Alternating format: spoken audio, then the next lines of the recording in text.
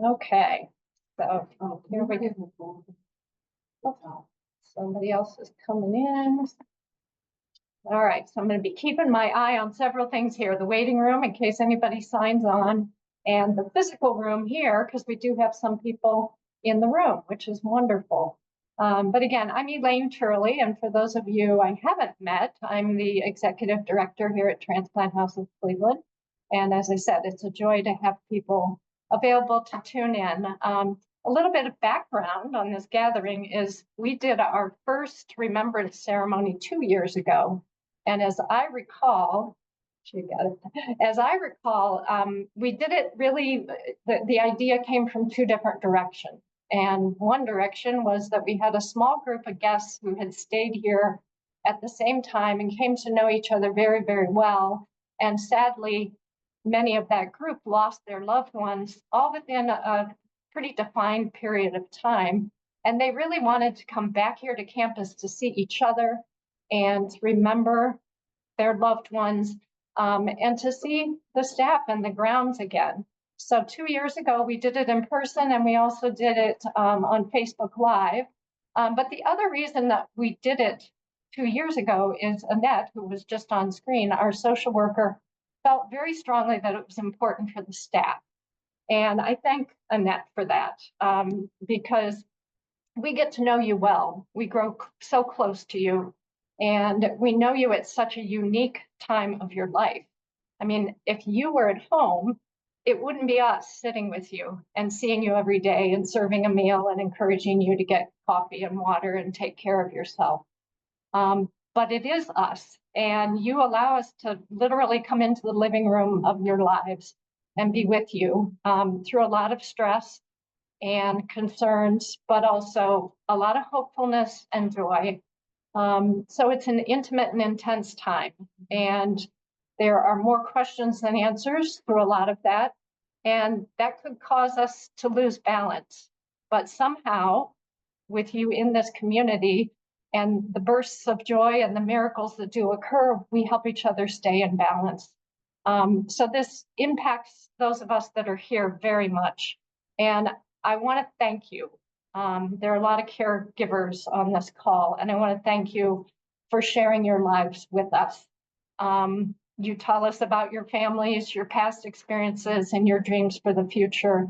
And we hang on your words, and we carry your dreams with us everywhere that we go. So on this day, when we recognize those that you loved and we admired, we're sorry for your hurt. We really are. And you live now with that empty space that's occupied, that used to be occupied by these dearly, dearly loved people. And I hope that today's time gives the opportunity to raise things up in some way, raise up your feelings, your emotions, many of which may be pain, but also raising up the great, great, great gift of the lives of all these people. Our loss as staff is very, very different from yours. It's not front and center for us every day the way it is for you, but your loved ones are part of the fabric of this place. And it's quite often that when we're around at casual times, we say, remember when? And something will happen and we'll remember one of you and we will tell the story.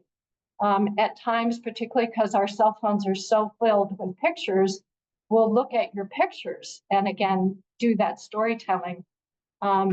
So your loved ones are always here in some way, shape, or form.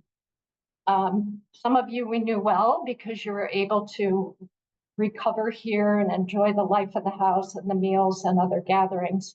And for some, we didn't get to know you as well because you were doing that angel's work of sitting bedside at the hospital and praying and hoping and supporting. And we recognize you caregivers. You all were devoted to your loved ones in a way that is not very common. You know, transplant is such a unique journey. You inspire us, and there is absolutely no way anybody here can have regrets or say I didn't do enough, because you all went to the ends of the earth. I know it sometimes seemed to get everything that you could possibly get for your loved one. And that leaves a mark here as well. You may not see the positive impact of that in our world, but believe me, we know it, and our world needs people that love so deeply they go to the ends of the earth for their loved one, and that kind of love is still present. So with that, I hope that this is a meaningful time. I know that it certainly is for us, and look forward to hearing any words you want to share in a little bit. But for now, I will pass this seat on to Larry. Oh, no, I've got corrected. Thank you. I'm going to do a slide presentation first, and then we will pass on to Larry. And oh, we have to share screen.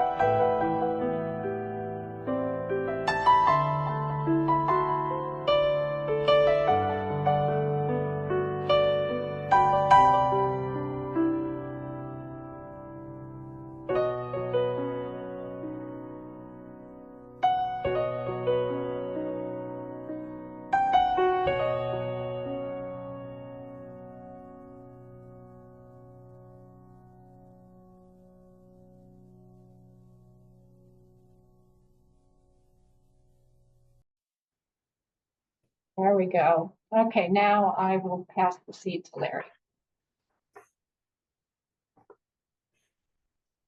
Well, I hope we can go back and.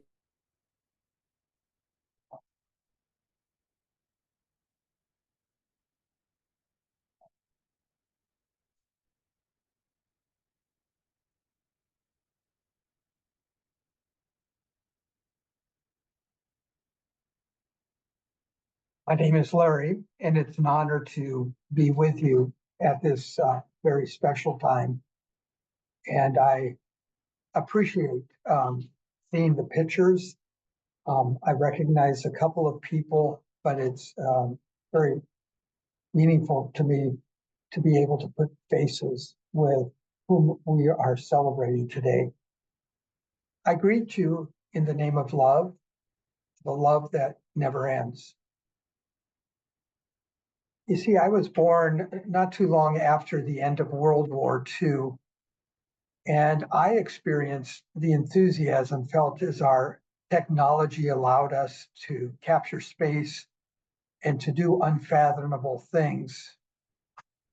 I remember when it seemed our science and technology could do almost anything. And yes, like all of us, the balloon burst.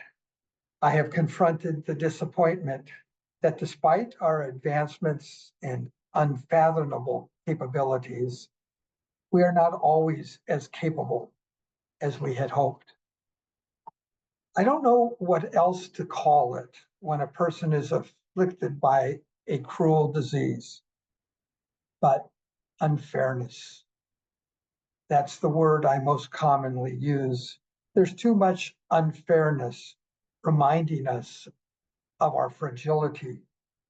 We try, but do not always succeed in conquering the unfairness of it all. As a man who is called to be present and support people in hospital and hospice, I often seek to hold others' pain in my heart, remembering the dignity that unfairness cannot rob from a person. You see, I'm an oncology chaplain. I primarily visit and listen to people with unfair diseases that sometimes is tamed and sometimes is not tamed.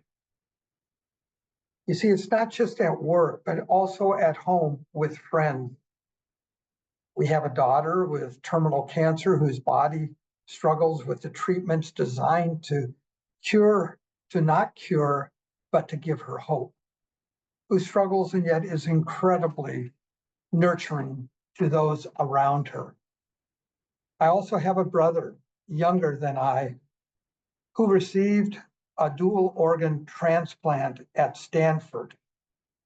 He got word to get to the hospital immediately as he lived on the other side of the San Francisco Bay. Unable to drive, he used public transportation to get there just in time. You see, he was partially blind. He lived alone, and I lived over 3 hours away. After the transplant, he went home by himself. I came often, but probably not as often as he no doubt needed. Others pitched in and helped. He is like many with serious, unspeakable complications that challenge him. I worry so much about his well-being. Regularly, I receive phone call that again, he's admitted to ICU. Hopefully this time at a hospital that understands how a transplant recipient is different. I know every story about transplant is different. I know every story has so many ups and downs, so many hopes and sadly disappointments. I think each story is hard to tell most other people because the stories we have are so unique and complex and intense that most people are unable to listen to the multitude of feelings simultaneously experienced. It's difficult to understand fully. as hope is being confronted by unfairness, as hope confronts unfair disease and unfair situations. I think for many, it's difficult to empathize with the wounds that love bears as we journey with a loved one who needs or received or did not realize all we hoped the transplant would bring. It's hard to find others who have enough endurance to listen and understand over the long haul. At least that's the way I see things. I was asked by my colleague, without her knowing all my personal experience with unfair disease, I was asked to give this meditation. And when I came to the transplant house and I met the staff and heard their stories and saw what they do, they did not know how deeply I was touched. You see, I'm skilled at not letting others see my soul deeply moved. I deeply appreciate the love and the resources and the dignity the transplant house provides people who are on a most difficult journey. Yet I am moved in part, wishing my brother would have had such a place that's safe and gets it. Yet I'm moved mostly because I believe that love, safety, and dignity are the great equalizers when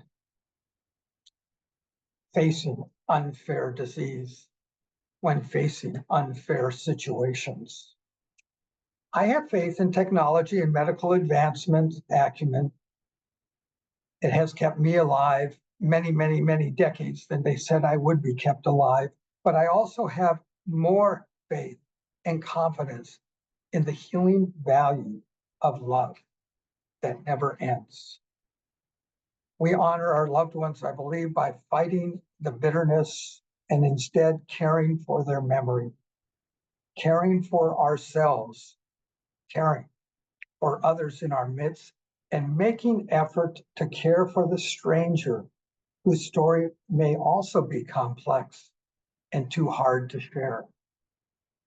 I want you to know that I've literally helped with hundreds of memorial services, but never have I been as challenged as I am to be a part of this particular service. Perhaps challenged because it is so close to home, but perhaps challenged because maybe I have a little understanding, but probably challenged because at my age, I realize how little I know. I am most aware of how little I understand, and I want so bad to say something that may help a little. And all I know to say is to nurture the depth of love that exists in each of us. And like all good gifts, let it loose. Find ways to love yourself, to love others. And remember, love holds you.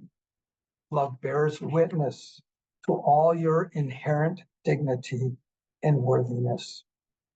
It witnesses how you try, succeed, and fail, and it is not in the least bit flinch. It does not in the least bit flinch. Love will not let go. Love holds all of you as it holds your loved ones, even now. Thank you.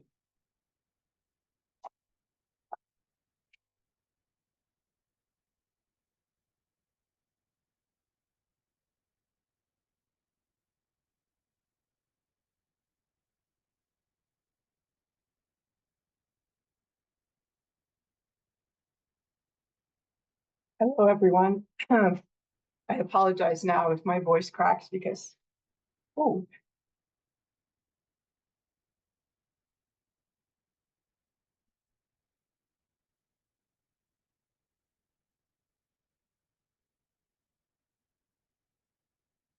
just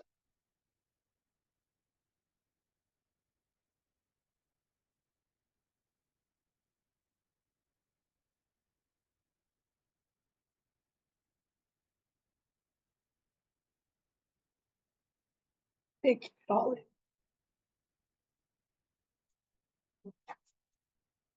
in.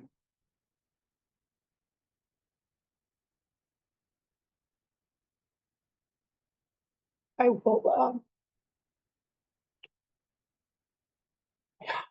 share with you that one of the people in the slideshow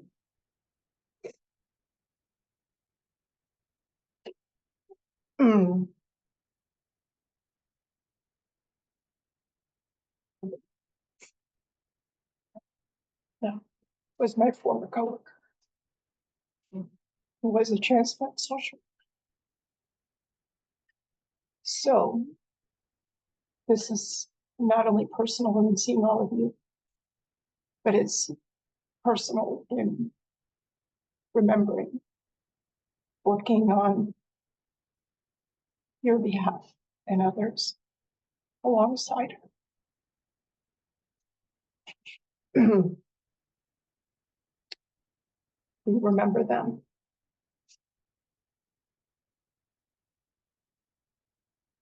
At the rising sun and it's going down, we remember them. At the blowing of the wind and in the chill of winter, we remember them.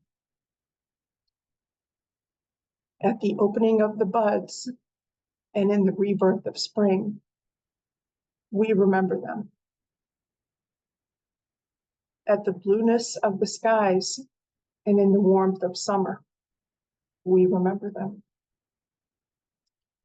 At the rustling of the leaves and in the beauty of the autumn, we remember them. At the beginning of the year and when it ends, we remember them. As long as we live, they too will live, for they are now a part of us as we remember them. When we are weary and in need of strength, we remember them. When we are lost and sick at heart, we remember them. When we have decisions that are difficult to make, we remember them. When we have joy we crave to share, we remember them. When we have achievements that are based on theirs, we remember them. For as long as we live, they too will live, for they are now a part of us as we remember them. You know, it was beautiful to see all of your pictures that you sent in. And not everyone sent pictures, but these are all the people that we hold so dearly that have passed away over the past 2 years.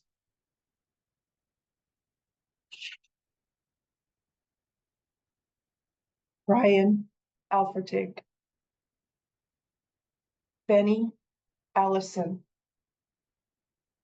Ann Andros,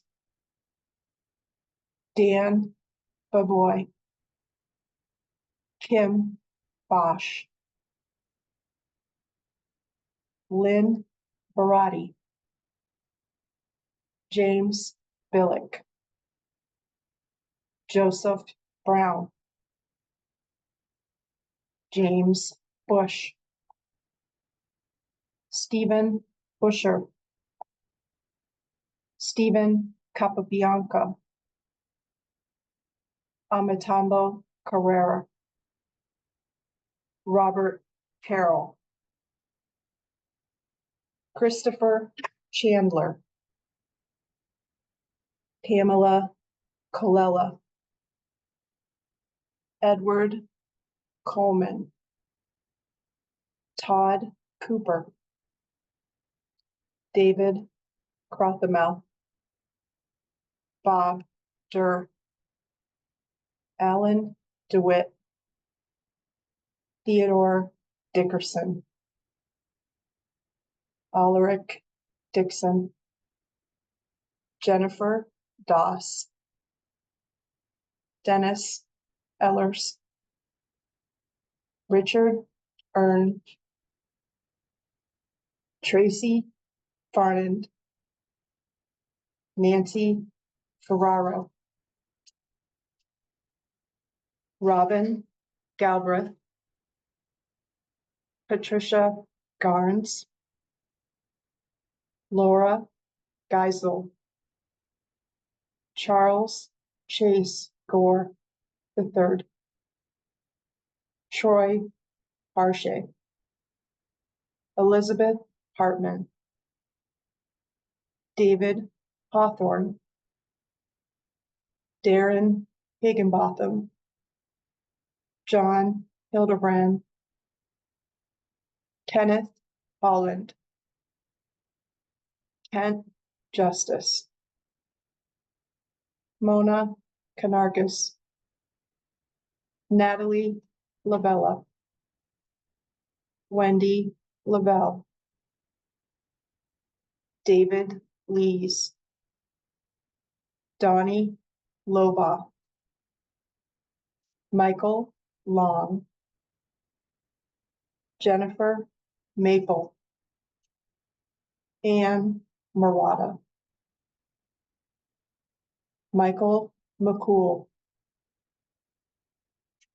Carol Mitchell, Larry Murphy, Michael Murphy, Fran Peach, David Posey, Alfred Price, John Roberts, Upton Roundtree,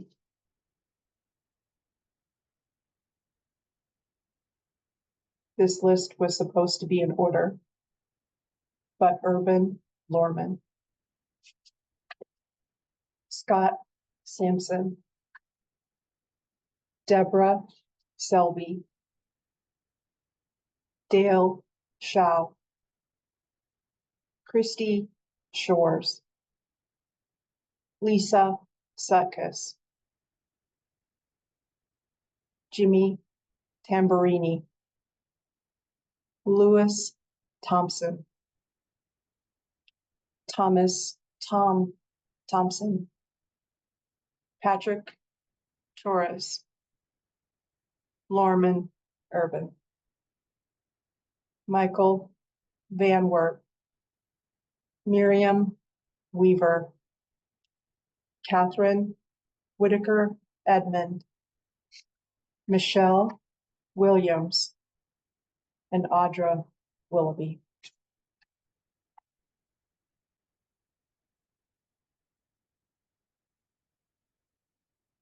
Now I want to welcome Ann Smith, who has been a volunteer with us really since the beginning.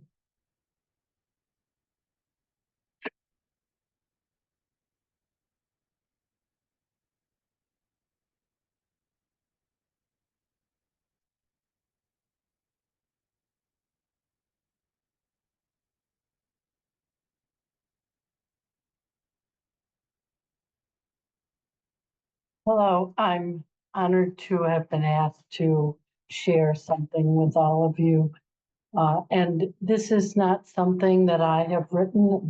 It is called Bloom and Grow, and it was written by Jody Coulter, who's a bereavement specialist. Grief is a journey traveled by those left behind. It can present opportunities for growth to those of us open to risks. Let me tell you a story of two seeds that were planted in the ground.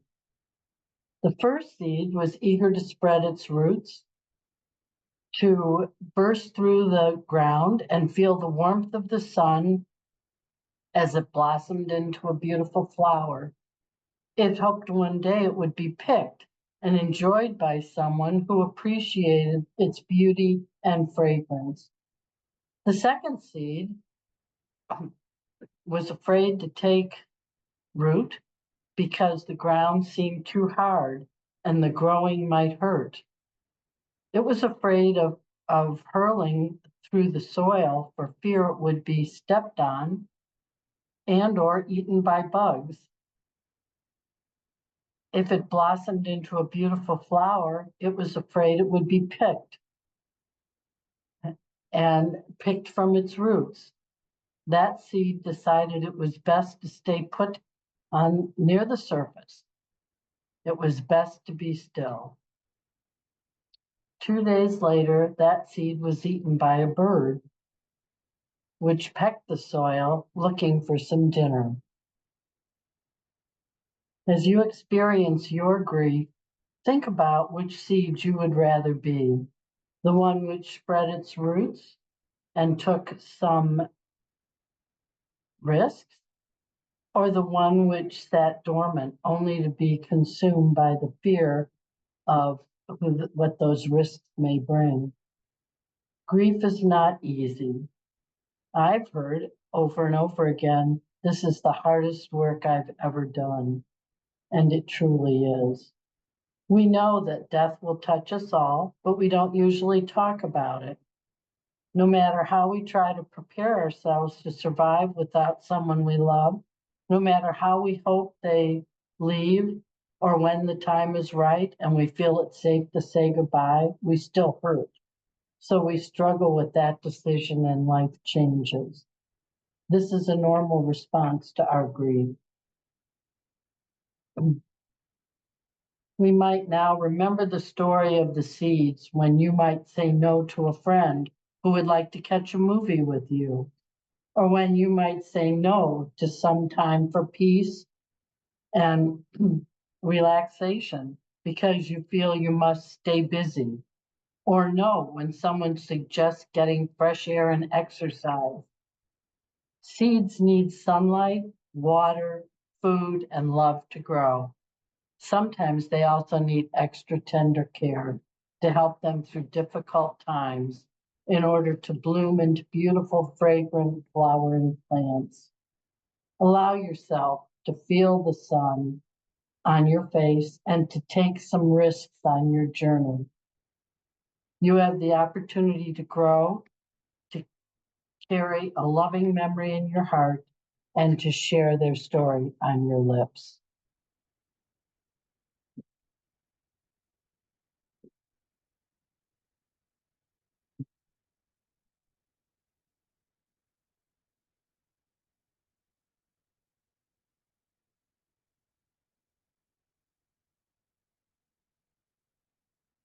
You know, it's poignant that she would read that, because one of the things we did the last time that we want to do again is we have these seeds. They're in paper. I don't know if you can see them, but they're in different shapes and different color. They're called seed paper. So what we would like to do is I have written down as many names as I can see on here, but I want to be sure that we get the opportunity to send some to you. So we'll send them in a little bag like this with some instructions and with some planting instructions. And it's just a little something from us for you to know that honestly, it wasn't just Lisa, that's my friend, that overwhelmed me, but it was also seeing all of you and remembering when you were here and remembering your loved one. So we really greatly appreciate that you joined us today. We're not done yet, but I just wanted to be able to say that to you.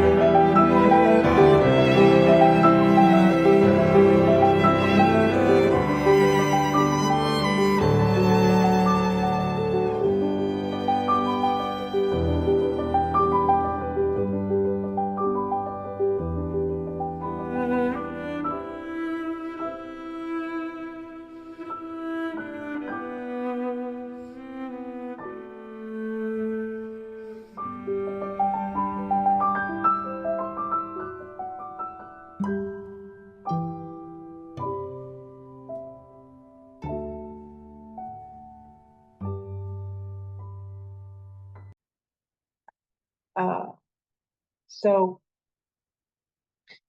oops, I would ask now if you would like, you are welcome to unmute. And if there was anything you would like to share with people on here or just in general, I know how to mute all, but I don't know how to unmute all. So I think you might have to unmute it yourself. But we would love to hear any thoughts or words that you have. Hi, Miss Annette. Can you hear me? I can. I'm Kelly Alameen, Catherine's daughter. I would just like to say that I appreciate you guys so very much. We felt like we were home. Being there, you guys were very welcoming. My mom passed away on June 17th, 2023. Miss her dearly, but I know she's not in pain anymore. So I just want to thank everybody at the transplant house for making us feel welcome. So welcome. And there, Yes, dear. this is Kathy. Mhm. I want to thank y'all for everything. Tom was there 3 months, and then he done good, and then we came back in September. Then I was there in October, and we brought him home. He died. I just want to thank y'all for everything. It was an experience I'll never forget. I love y'all. Welcome, Kathy. It's good to see you. It's good to see you.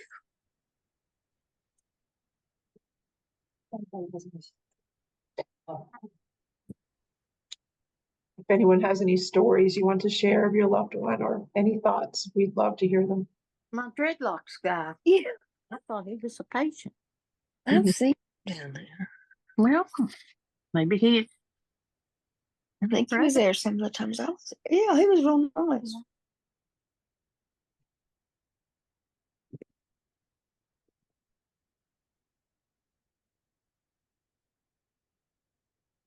Any thoughts, anyone? Any stories?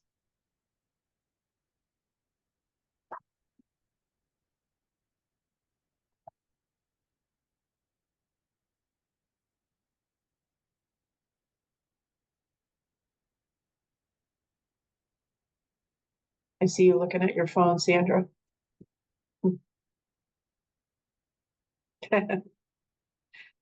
Hello, can you hear me? Yes. Our journey was 7 years. And in that 7 years, Chase had 2 transplants. And truly, Transplant House was our home away from home, and our family away from our other family. And I just remember Chase and Benson. And I remember him working in the office, providing a tape recorder because he felt you guys needed music.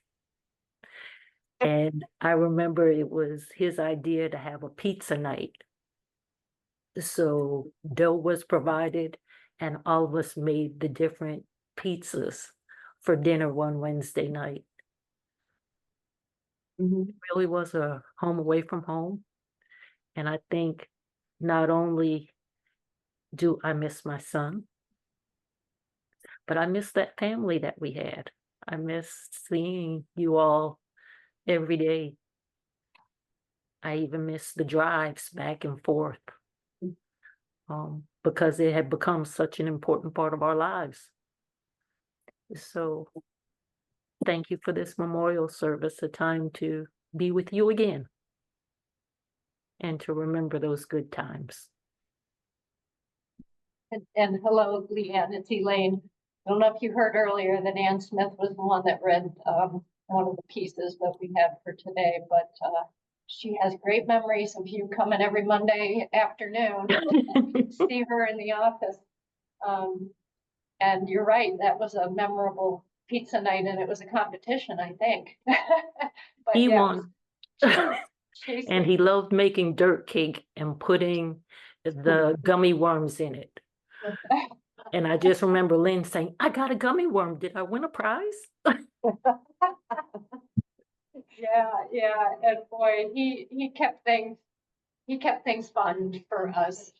Yeah, between Halloween and oh my gosh, even after you went home every Wednesday, he'd text me and he'd say, "What's for dinner?"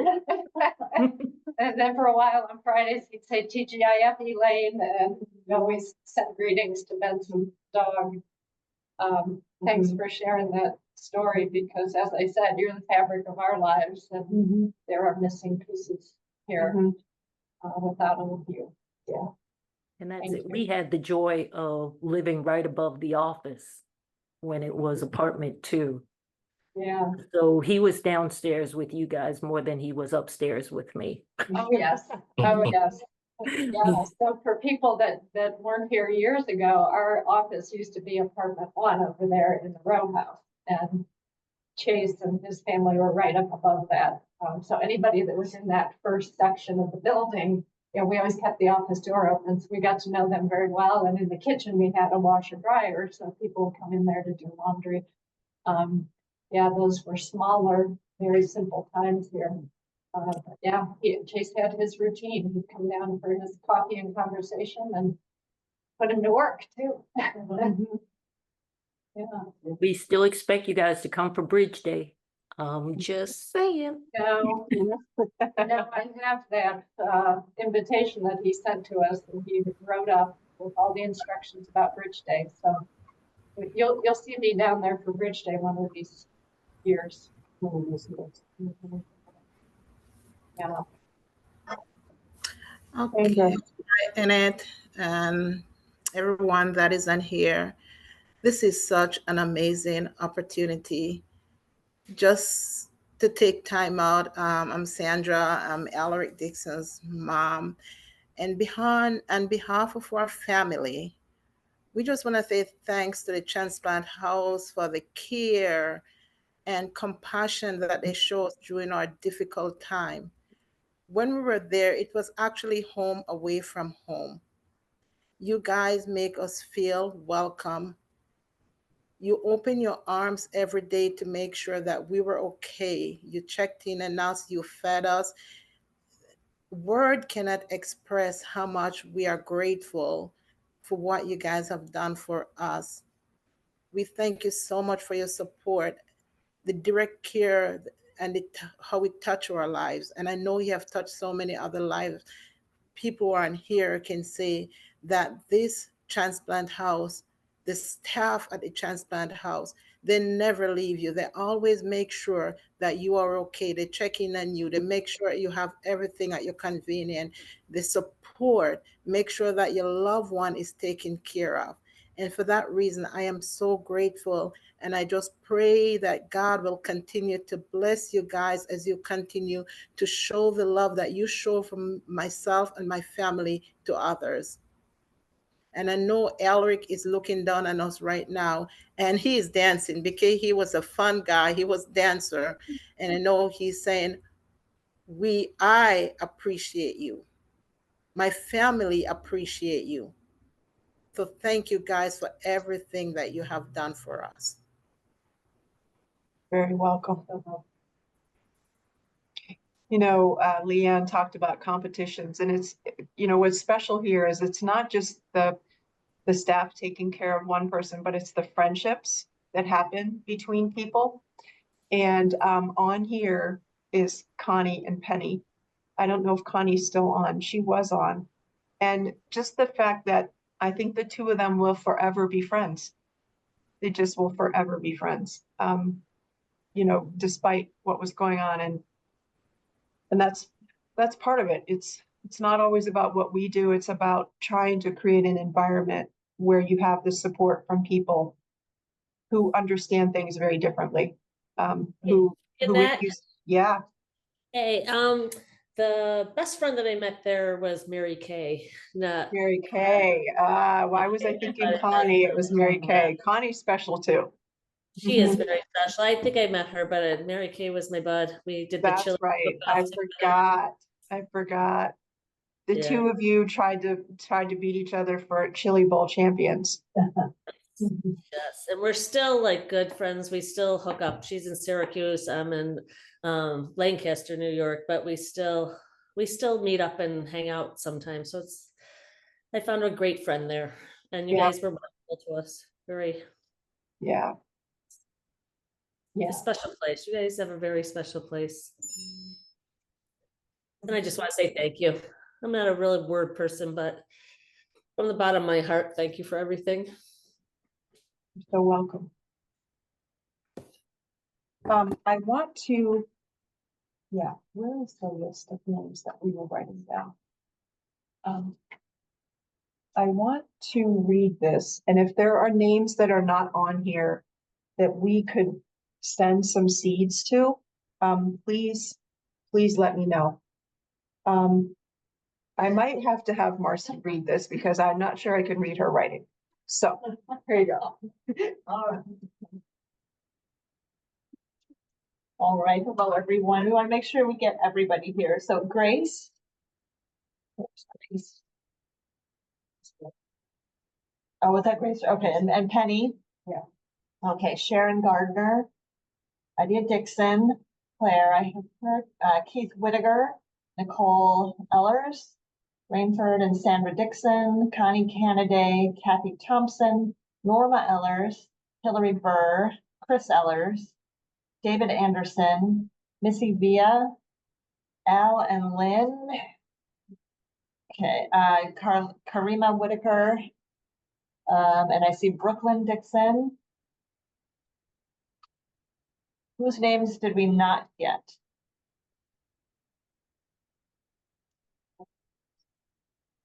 The Galaxy A13 5G lifestyling things. Don't know who those names are. Hello. Yes. Hello. I'm Oh, Deborah Phelps. Yep, I see your name there. Okay, great. Yes, Thank you, I sent Deborah. pictures.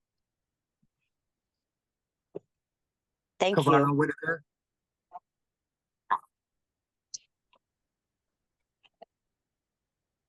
If there's anybody that we didn't read and we didn't get a chance to respond now, to make sure to just send us a quick email or text or call, and we'll get some seeds out to you. You just plant them in the springtime, water them, and they should grow little flowers for you. So I would like to thank you if I could. I'm sorry I had my thing on mute. I didn't get it until just now. But my son was there in James Bush. oh And yes, of course. yeah, James Bush. He was 42. And you all were the most wonderful people in the world. You gave me strength that I needed. And I will always be so grateful to you all. Thank you so much. He died on February 11th, 2024.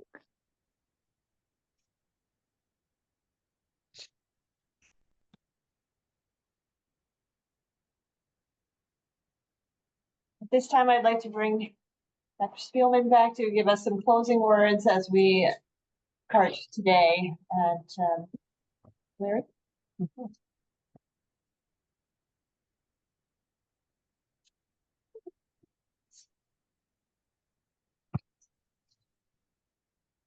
Damn it, I'm gonna tell Kaz.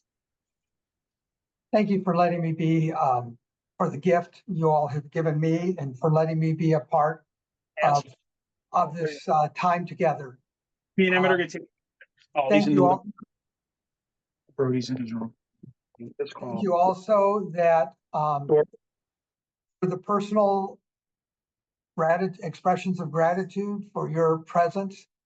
It's obvious to me that most important is the personal connections that you all have made with the staff here at this house and what they represent and ongoing opportunities I hope you have to remain connected with people who truly understand.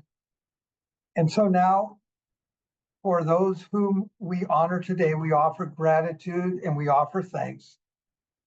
May their memories be a blessing. May we feel surrounded by their love.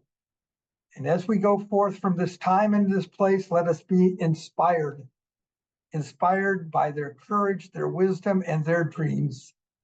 Let us honor them by doing the work of living boldly, loving mightily, and creating heaven on earth. Amen. And blessed be all of you. Thank you again. Bye-bye.